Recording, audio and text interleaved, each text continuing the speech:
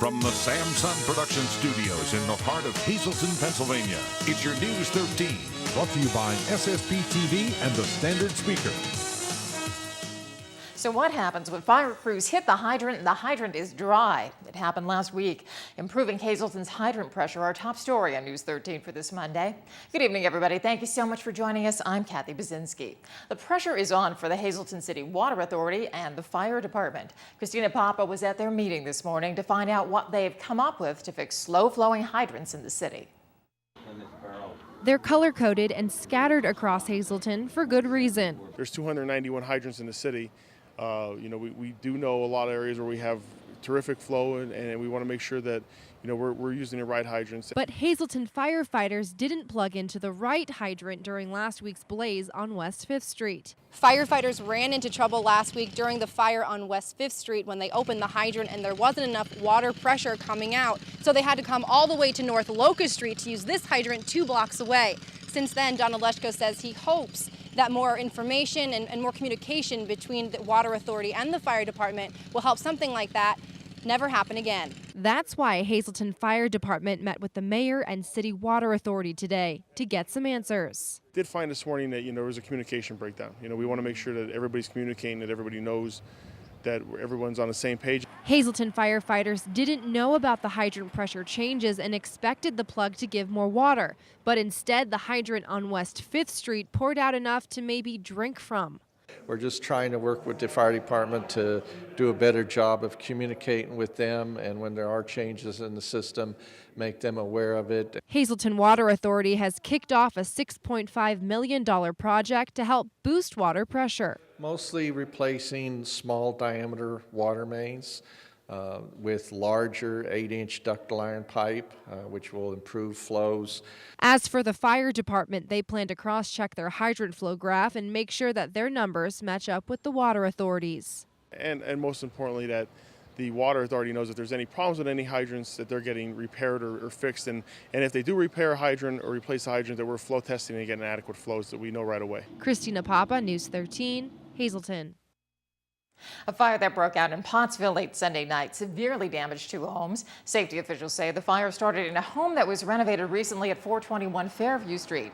Flames then spread to the vacant home next door. That vacant home is on the city's blight list and scheduled to be demolished, and the city has cited its owner several times. They made forced entry in the front door and met with a heavy fire coming out the front door. And within minutes, the fire broke through at the second floor and flames coming out the whole second floor also. Neither house was occupied at the time. This 421 was being renovated, and they were moving furniture in for someone to move in. And Chief March says the injured firefighters are expected to be okay. Both properties had electricity, and the chief says investigators are still determining a cause. Fortunately, nobody was hurt when fire gutted a Shenandoah home early Sunday morning. A neighbor spotted flames in the home at around 2:30 yesterday morning, and dialed 911. When responders got to the home on West Penn Street, flames were shooting out of the windows. Crews first believed there might be a family inside, but fortunately they were away on vacation.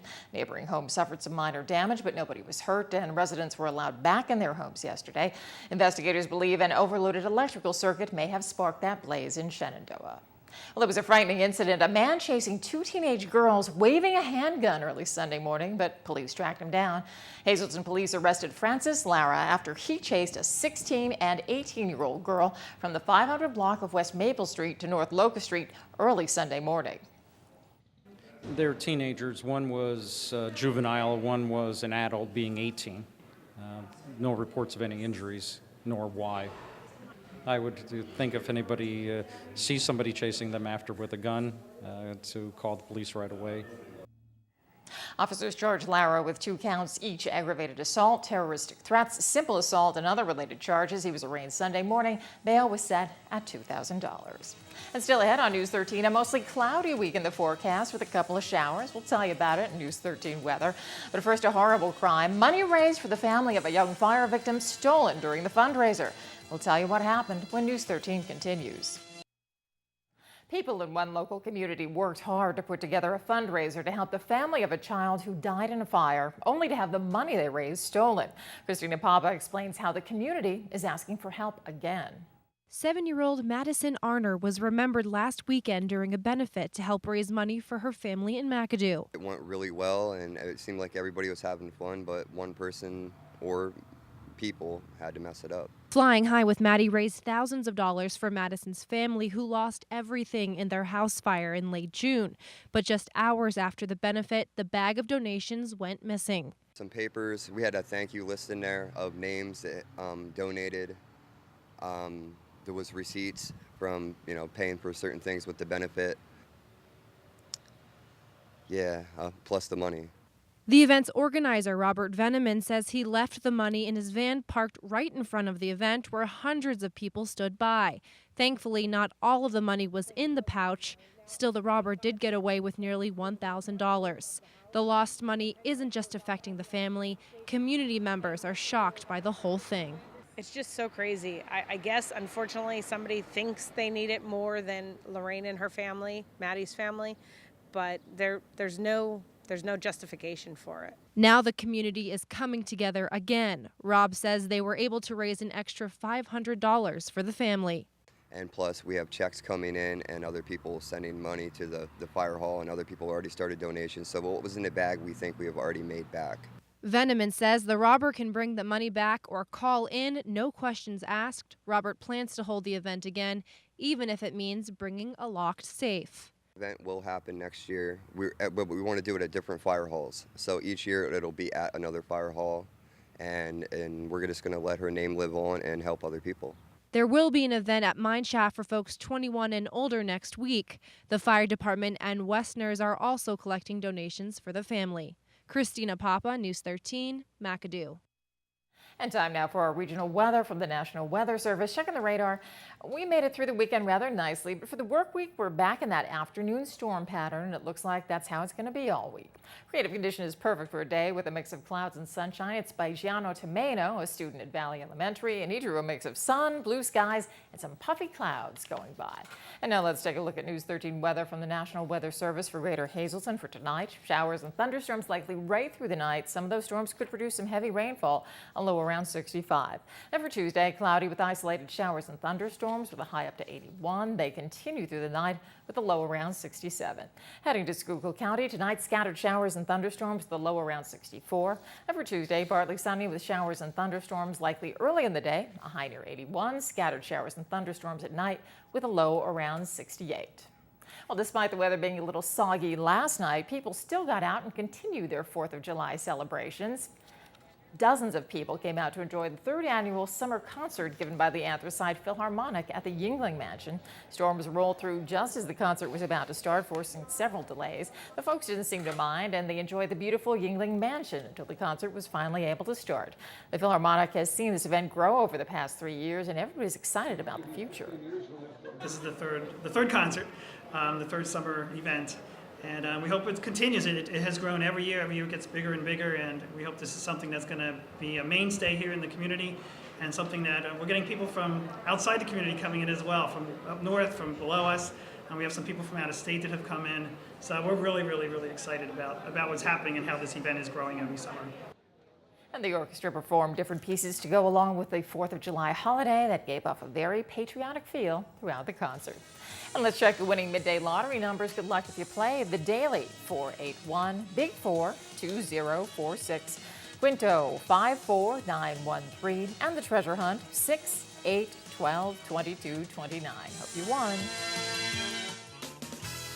Good evening, everyone, and here's tonight's social news. First tonight, happy birthday to best friends Monty and Ronnie from your family and friends in Beaver Meadows and Drums.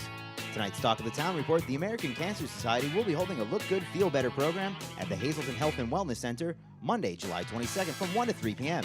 Look Good, Feel Better teaches women with cancer how to deal with some of the side effects. For more information, please call 1-800-227-2345. That's tonight's Talk of the Town. News 13 would like to send sincere condolences to the family and friends of these recently departed. Joseph D. Morris of Hazleton. Funeral is Tuesday at 9:30 a.m. from the Furo Funeral Home. Friends may call Monday from 5 to 8 p.m. Jerome A. Clemus of St. Clair. The Nice Heart Funeral Home is in charge of arrangements. Michael Robert Detweiler of Franconia Township. Mass is Tuesday at 11 a.m. in the St. Maria Goretti Catholic Church. Friends may call Tuesday from 8:30 to 10:30 a.m. Patricia A. Lloyd of Whitehaven. Arrangements will be announced by the David D. Jarrett Funeral Home. Jean Louise Keston of Plains Township. Arrangements will be announced by the Hazel Chapel of the Cropton Hughes Funeral Home. James P. Gallagher of Freeland. Funeral is Wednesday at 10 a.m. in the Church of the Immaculate Conception. Friends McCall Wednesday from 9 to 10 a.m. Joseph M. Knetz of McAdoo. Funeral will be Thursday at 10:30 a.m. from the Damiano Funeral Home. Friends McCall Thursday from 9 to 10:30. Dorothy Brown, formerly of Hazleton. Funeral is Tuesday at 8:45 a.m. in the Boyle Funeral Home. Friends McCall Tuesday beginning at 8 a.m. Robert J. Petco of Hometown. Memorial will be held Wednesday at 10 a.m. in the St. Peter and Paul Church. The Lamar Christ Funeral Home is in charge of arrangements. Leona N. Yutko, formerly of Weston. Arrangements are incomplete and will be announced by the Harmon Funeral Home. And Rita M. Kish of Tresco. Funeral is Tuesday at 10 a.m. from the Butler Chapel of the Cropton Hughes Funeral Home. Friends McCall Tuesday from 9 to 10 a.m. Tonight's obituaries have been brought to you by the Smilax Floral Shop located on 15th Street in Hazleton. Call Smilax for all of your special events, 570-454-0111. And by Doves of White, serving Schuylkill and surrounding counties. Call 570-205-1597. SSPTV Sports on News 13 with Fred Barletta Jr. and Ron Marchetti. Well, the Rail Riders started their season off. They had one of the all-time Yankee legends, Reggie Jackson, in the house.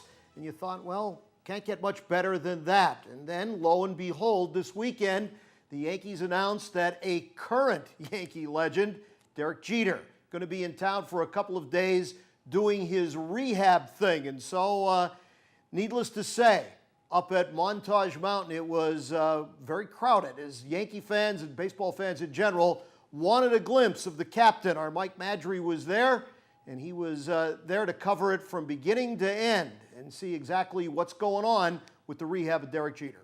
2-2. Grounded. Jeter.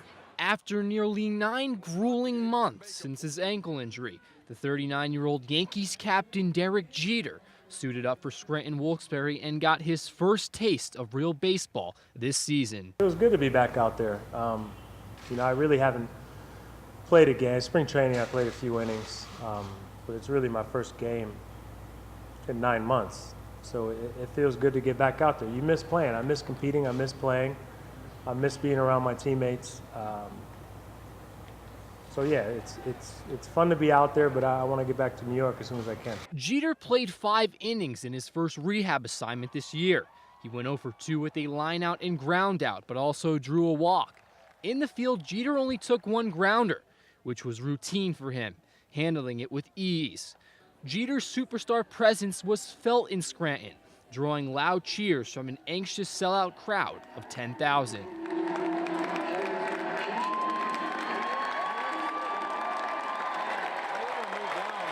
I want to play. I'm ready to play. I understand that I have to play some games here, but I look forward to getting back as soon as I can. Next step is I'm DHing tomorrow. After that, I can't tell you. As of right now, no one knows how long Jeter will be here in Scranton for. If he stays here until after the All-Star break, we may see Jeter in Scranton for at least a week. It's no secret the Yankees desperately need his offense back, who are struggling offensively and especially at that shortstop position. If Jeter returns after the All-Star break, he'll be a nice addition to the Yankees team, who's already 5 games behind Boston in the AL East standings. It's frustrating. That's probably the biggest thing. I'm used to playing every single day. I don't like sitting out games when I'm healthy. I don't like sitting out games when I'm hurt. I don't like watching games. I want to be out there and I want to play. Derek Jeter looks to continue the legacy he has built when he returns to the bigs. Jeter's path to recovery is still not complete yet. There's still doubts about whether and if a 39-year-old aging shortstop being thrown into MLB action halfway through the season can continue where he left off, batting .316 last season. Mike Madry, News 13 Sports, Music. Now, speaking of the minor leagues, while it was a festive occasion with Jeter in town, it was a little bit of a down note as far as Russ Kanzler. Kanzler was designated for assignment by the Baltimore Orioles, and what that means is now any team can claim Russ Kanzler and they could work out a deal. Or if nobody does that, they could give him his outright release and he'd be free to negotiate with any of the other major league clubs. Now, it'll be interesting to see because, Kanzler has put together some very decent numbers. In his last game, He was 3 for 4, double, knocked in a run, and his average on the season is standing at a very respectable 276. And, well, you know, just one of those things, but Kanzler just can't seem to get with the right organization at the right time. Hopefully that's going to happen this time. Now let's go down to Mountain Speedway and look at the results. There you can see them in the modified 30 laps, the street stocks, and even in the factory stocks. Paul Morgan Sr., the winner there. Scott Adams won the 4-cylinder. Adams would come back and win the 4-cylinder Enduro, and TJ Kapish would win the cylinder Enduro, the 6/8 Enduro, down at Mountain Speedway. So busy weekend as always down there. It's always a lot of fun on the weekends down at St. John's. Tonight's sports is brought to you by Mountain Speedway. Here's a look at this weekend's action. It's going to be busy. The pits, well, 2 o'clock going to open up, and the grandstand at 5. Practices are going to start at 4, and the racing will begin at 6. So plenty of action this Saturday, and it's well worth it. Hey, grandstand admission only $10. Kids 10 and under are free, and if you're an active military or a student, even senior discount, $2 off the price of admission. There's the website and the phone numbers. You could call them and get all the information on the excitement of racing down at Mountain Speedway. Time for more trivia treats on this Monday, July 8th. Hi, everybody, and happy birthday to Lucy Fornataro, who is 90, and her husband, Dan, a living health and strength legend, who is 89, both alive, well, and looking great. And speaking of 90 years ago in 1923, Jack Dempsey defended his heavyweight championship on this day by whipping Tommy Gibbons in Shelby, Montana, which was a remote location near the Canadian border. Town officials, flush with money after the discovery of oil in that region, wanted to promote Shelby as a tourist destination. So the town built an arena the size of a football field just for that Dempsey-Gibbon fight. However, only 7,702 paid to see that fight, while another 13,000 crashed through the gate to see the bout free of charge. The event was completely out of control. The Shelby promoters lost over $100,000 that night in 1923, which today would be closer to $100 million. 39 years ago yesterday, at the age of 21, Jimmy Connors won his first Wimbledon title by routing Ken Rosewall of Australia, which was one day after his 19-year-old fiancée, Chris Everett, took her first Wimbledon championship. Connors and Everett planned to marry in November of 1974, but the wedding was called off. In 1954, 59 years ago today, a promising young first baseman batting out of the leadoff spot for the Cleveland Indians, Bill Glenn, showed a surprising display of power with 3 consecutive home runs and 8 RBIs at Brick Stadium in Detroit. However, after that game, Glenn collected only 87 more at-bats in the majors with 1 home run and 7 RBIs while batting just .195. Finally, 8 years ago on this very day in 1933, the NFL added franchises in Cincinnati, Philadelphia, and Pittsburgh for the 1933 season. In addition, league owners voted to split the league into 2 divisions for the first time, with the Eastern Division and Western Division winners meeting in a championship game. The Eastern Division consisted of the Brooklyn Dodgers, New York Giants, Philadelphia Eagles, Pittsburgh Pirates, and the Boston Redskins? Mother of God. The Western Division included the Chicago Bears, Chicago Cardinals, Cincinnati Reds, Green Bay Packers, and Portsmouth, Ohio Spartans. The Cincinnati franchise folded in November of 1934, and the Pirates were renamed the Steelers in 1940. Till Friday, be a good sport and stay loose. Well, it was the moment of a lifetime for a singer and vocal teacher from Hazleton as she sang our national anthem for a packed house at the Rail Riders game on Saturday night. The legendary Yankee just yards away on the field.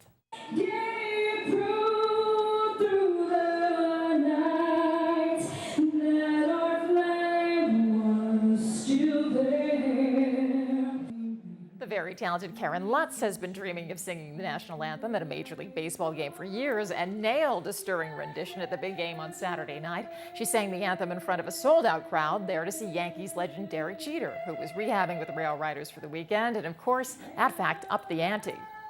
Overwhelming, just a once-in-a-lifetime experience to have a Major League Baseball player right on the same field as myself. Karen is the owner of Karen's Creative Arts Center and teaches music and vocal classes, and we're proud of the great job she did. And here's what our media partner, the Standard Speaker, is working on for Tuesday's edition. Local officials taking steps to prevent how water flu issues followed a house fire in Hazleton last week. And police say a Hazleton Township resident hit a man in the head with a baseball bat because fireworks were scaring his dogs. You can read all about those stories in Tuesday's edition of the Standard Speaker. Plenty more news and information headed your way on News 13. The uncertain status of the police chief in one Schuylkill County community. That story and much more news when the 13 crew comes right back.